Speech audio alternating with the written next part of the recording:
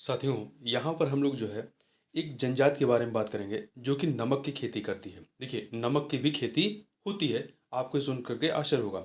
नमक की खेती करने वाली अगरिया जनजाति के बारे में यहाँ पर बात करेंगे और किस प्रकार से नमक की खेती करते हैं और इस जनजाति की जो इस खेती को लेकर जो समस्याएं हैं, जो चिंताएं हैं, उनके बारे में भी यहाँ पर बात करेंगे। तो देखिए, नमक की खेती अगरिया जनजाति, जो अगरिया नामक जनजाति है, इस समुदाय की एक पारंपरिक प्रथा है।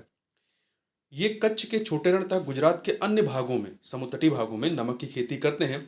नमक की खेती के लिए 8 महीने तक रेगिस्तान की भीषण गर्मी में रहते हैं और समुद्र के पानी से नमक प्राप्त करने के लिए कड़ी मेहनत करते हैं। ये तो हमने संक्षेप में बात की, अब थोड़ा डिटेल में बात करते हैं। देखिए, जैसे ही अगरिया नामक जनजाति का नाम आप सुनेंगे तो थोड़ा सा कन्फ्यूजन पैदा होता है, क्योंकि अगरिया नामक जनजाति जो है वो भारत की एक प्रमुख आदिम जनजाति है जो मुख्य रूप से मध्य प्रदेश, छत्तीसगढ़, झारखंड और उत्तर प्रदेश में निवास करती है। और यह जनजाति लोहे के काम में माहिर है और जंग रहित लोहा बनाने के लिए जानी जाती है। परंतु यहाँ पर हम लोग अगरिया जनजाति की बात कर रहे हैं, उस अगरिया जनजाति की बात कर रहे हैं जो नमक की खेती करती है। और ये कहाँ पे रहती है? ये गुजरात में निवास करती है।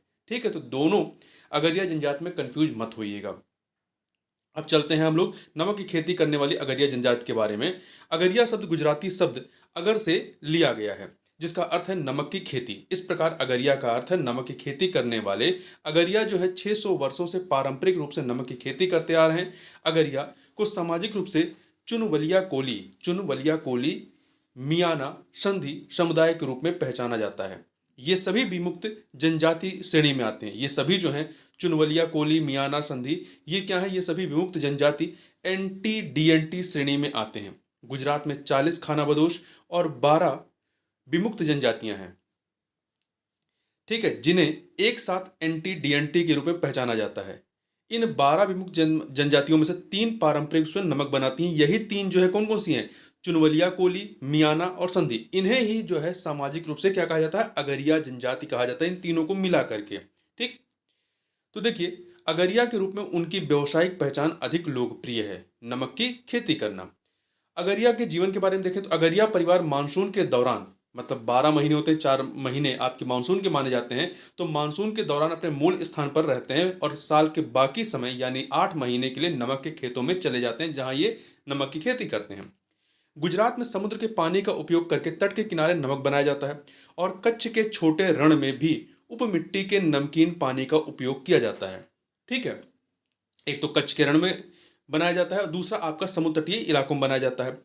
तटीय नमक को, जो तट के किनारे बनाते हैं, तटीय नमक को समुद्री नमक कहा जाता है, जबकि जो कच्छ का रण है वो दलदल इलाका है। ठीक है, और समुद्री नमक कहा जाता है तटीय नमक को जिसे स्थानीय रूप से करकच नमक कहते हैं। जो आपका समुद्र तटीय नमक होता है या समुद्री नमक, उसे ही करकच नमक के रूप में जाना जाता है। जबकि कच्छ के छोटे रण में, जो कि एक दलदली इलाका है, अगरिया लोग वडा वडा गरु या पोड़ा नामक क्रिस्टल नमक बनाते हैं।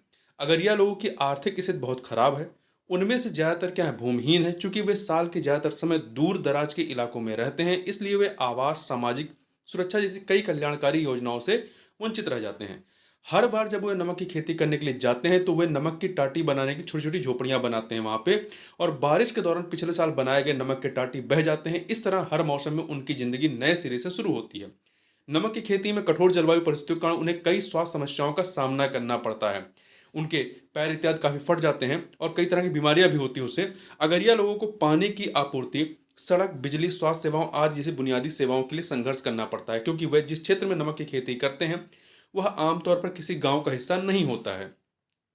अगरिया समुदाय के पास औपचारिक ऋण प्रणाली तक बहुत सीमित पहुंच है, इसलिए उनकी नमक की खेती की गतिविधि पूरी तरह से व्यापारी से ली गई अग्रिम राशि पर निर्भर करती है, जो उन्हें कम कीमत पर अपना नमक बेचने के लिए मजबूर करती है। अगरिया को 1 किलो नमक के लिए जो कीमत मिलती है वह 25 से 30 पैसे मिलती है। आप इसकी तुलना जो मार्केट में आप 1 किलो का नमक की पैकेट लेके आते हैं वो कितने में खरीदते हैं उससे आप करके देखिए। उनके पास मूल्य संवर्धन और बाजार के लिए उपयोग किए जाने वाले बुनियादी ढांचे तक पहुंच नहीं है। साथ ही अगरिया को सभी जोखिम, प्राकृतिक और मानव निर्मित आपदा उठाने पड़ते हैं, क्योंकि उनकी फसल जो नमक होती है किसी भी योजना के तहत बीमाकृत नहीं है। तो ये थी अगरिया जनजाति जिसके बारे में हमने यहाँ पर बात की। तो इस वीडियो में बस इतना ही। मिलते हैं नेक्स्ट वीडियो में, तब तक के लिए बहुत बहुत धन्यवाद।